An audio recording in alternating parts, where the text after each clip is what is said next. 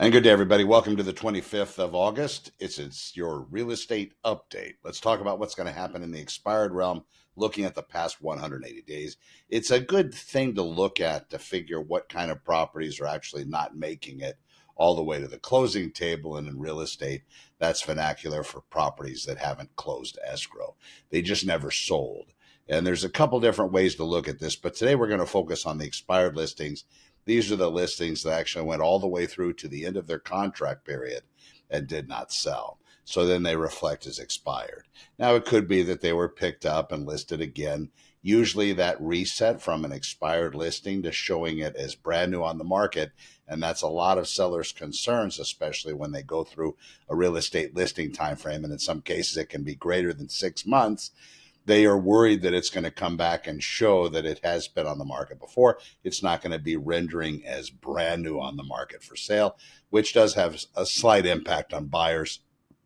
And that depends on the type of market that we happen to be in. If it's a solely seller's market with basically sellers are calling all the shots, it doesn't really matter. It's going to work out to be great for the seller in that regard. But if the market starts to become one where buyers are a little bit more critical, they have more to choose from, they might see real estate listings that are new on the market versus something that's showing that it isn't really new, but it doesn't have a lot of time. But then they look at that other time frame, which is the other days on market indicator, which is going to show the overall on market time frame because there wasn't that 90-day reset. Then they're going to start saying, oh my gosh, it's been listed only for 0 days or 1 day now, but it had a previous listing length of 180 days. I wonder why it didn't sell, what the problem is. So you see the point. All right, so looking at the real estate inventory, I'll get into why that is in just a moment, but let me give you those numbers real quick. So currently today, 776 total active listings on the market for sale in Santa Clarita Valley. That's down from around 810 at our high point here about 4 weeks ago as we finished closing out, or actually closing out July. So looking at the real estate market, we are still at just about the same. Nothing's really changed. Interest rates, yesterday I did a show, they're at a 10-month low. I would give you that number, but that interest rate, whatever you get promised, is going to be depending on what your credit wherewithal would be. So what your FICO score looks like, your debt to income ratio, job placement, all these sorts of things. So they're going to really look at that. And if you're looking at websites that are promising particular rates, it's all window dressing. None of that matters until you actually crawl through the filth and the mire with a lender, give them all your paperwork, and then that way they'll be able to give you an interest rate. And even that isn't for sure because you haven't actually locked a house into escrow. That could take some time to do. All right, so 776, that's where we are. Nothing spectacular in the real estate market currently. We do have listings that get placed on the market and they burn through them very quickly. Now we're going to talk about expired. So looking at these, if we track back 180 days, there's been 178 real estate listings that expired, did not sell within the contractual time frame. And as I mentioned before, those time frames typically are at the least 3 months, and then 6 months, and then of course more than that. Not case in point. Most of the listings are going to be placed out there at 180 days on the market. The syndication sites are going to give those a lot more value than a listing, let's say, that has a 30-day time frame, because they know even with a typical escrow, even if they go in at that 0 point and they get a full price offer or whatever offer, they don't do any negotiation. They just accept that first thing in. It's going to take more than 30 days to close it. So in some of the algorithms out there, it looks unrealistic, so they're not going to give it a lot of credence. 6 months is the sweet spot.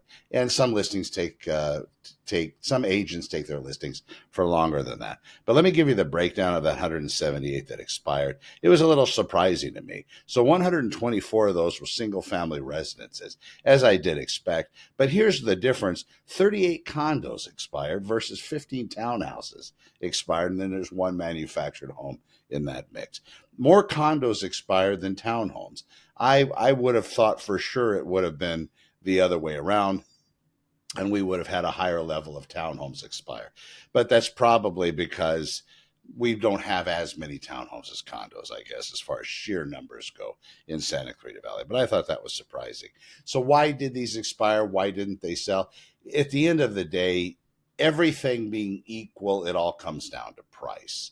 what that asking price was. And more than likely, they just never got to that price where the buyers were willing to entertain it. Now, it could also be have a little bit to do with exposure. It could be that the agents didn't do everything they should have done to really market and advertise the property. But in essence, you're going to take a real estate listing and you should build out all of the marketing and advertising structures within it, get a nice, healthy stack, and then have all of those items publicized online just to get maximum exposure for the property and to bring in every possible buyer out there that might have the ability and desire to purchase the real estate listing.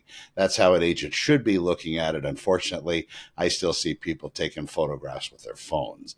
And not that the phones aren't valuable, but there's just nothing like a professional photographer that has the proper lighting. And again, we also see other properties out there that are being listed for sale that are virtually staged. In some cases, if it changes the way the property looks, that's also a big turnoff for the buyers. Now, everybody understands they walk into a property. Maybe the photographs were taken when the property was still occupied. Maybe the sellers have moved out and moved on. Maybe they're just waiting for the house to sell, so now it's vacant. People get that adjustment. But sometimes when agents are using virtual AI organizations and these different the ways to do it, basically taking property listings and having them staged using artificial intelligence, the systems can't help but dress things up a little bit. And that creates a problem. They add things that really aren't in the property, or they render the properties where they're looking very cartoonish, or they're looking kind of just a lot better than they do in person. And that runs the same course when you have real estate listings that are being enlarged by camera angle also. So people are looking maybe with a distorted or somewhat of a fisheye lens when they're looking at a particular room, and then they get there and they're like, well, God, I thought this room was massive, but it's really no bigger than a coat closet. That creates problems too. Now, are all those the reasons why properties expired? Probably in total, yes. There's probably a lot of reasons why. Those are just some of them. And again, the functionality of the property also is something that is very much at play here. Because is it going to be something that a lot of people are going to like? And then if not, it's going to have to be priced accordingly. Is there a lot of competition on the property as well? Do the other properties in the neighborhood have everything upgraded? Or are they maybe newer in scope? And then all of a sudden this one is the outlier. So it's going to have things done to it, probably additional seller investment to get it sold at those other rates. If not, they'll have to accept something lower. And then that's a balancing act, right? How much money do you put into a property? What do you do to get it ready for sale? Where's that cost come in? And what's that going to look like? And then are you able to get the money out of it that you put into it? That's the most delicate question, to try to save as much money as possible, of course, when you're selling a residence. Thank you so much for watching today. I have my show coming up, and this is going to be SantaClaritaAI.com for real estate agents, trying to help them understand the best way to implement AI strategies into their businesses. Very good, everybody. Thank you for watching. I'm Connor with Honor. We'll see you in the next one.